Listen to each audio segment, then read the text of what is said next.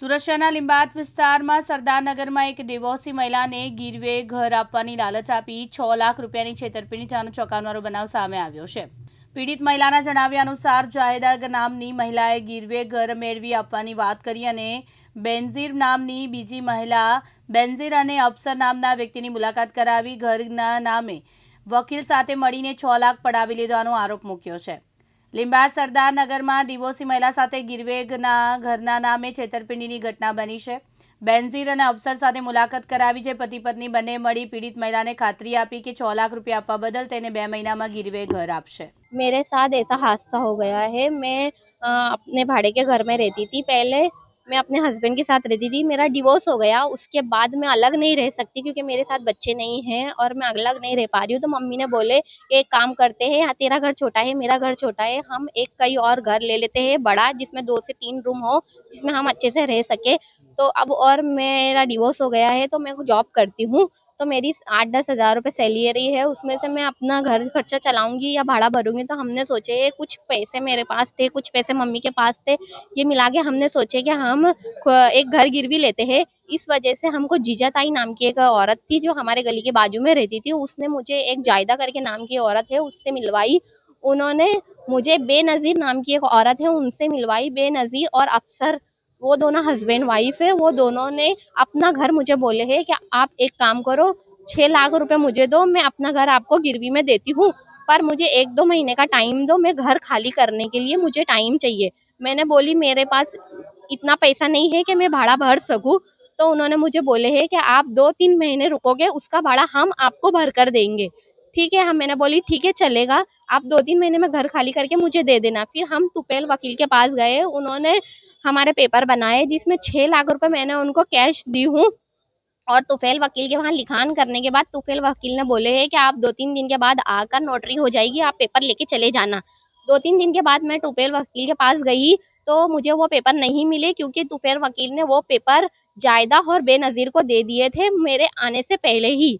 और फिर मैं वहाँ से जायदा को और बेनज़ीर को फ़ोन कर रही हूँ तो वो मेरा फ़ोन भी नहीं उठा रहे और मेरे को पेपर भी नहीं दे रहे, क्योंकि मैं उनके घर जा रही हूँ तो उनके घर पे लॉक लगा हुआ है। उनके हस्बैंड का कुछ मसला हो गया था जिससे वो वांटेड थे, पुलिस का मसला था। तो वो बार-बार मुझे ऐसा बोल रहे हैं हम लोग वांटेड है, हम हमारे घर नहीं आ सकते, हमारा घर बंद है, हमारा घर बंद है। ऐसे करते उन्होंने 4-5 महीने निकाल दिए और उन्होंने मुझे बोले हम आते हैं, हम बात करते हैं। ऐसा करते-करते 4-5 महीने निकल गए। उसके बाद वो मुझे धमकी देने लग गए क्योंकि वो मुझे ना घर दे रहे थे, ना मेरा पैसा रिटर्न कर रहे थे। क्योंकि वो मुझे घर नहीं दे रहे थे, मैंने पैसे माँगने की बोली हूँ कि मुझे मेरा पैसा रिटर्न दे दो।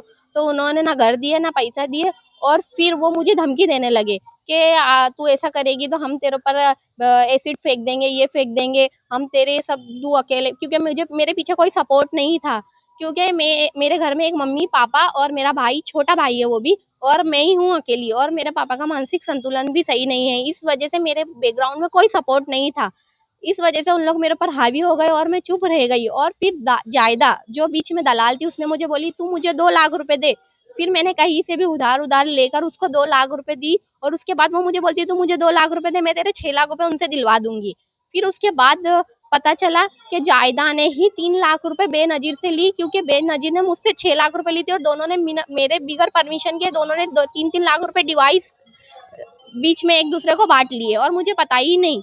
और अब जायदा ने मुझसे 2 लाख रुपए ली और बेनज़ीर ने मुझसे 6 लाख रुपए लिए और अब मुझे उन लोग नहीं दे रहे।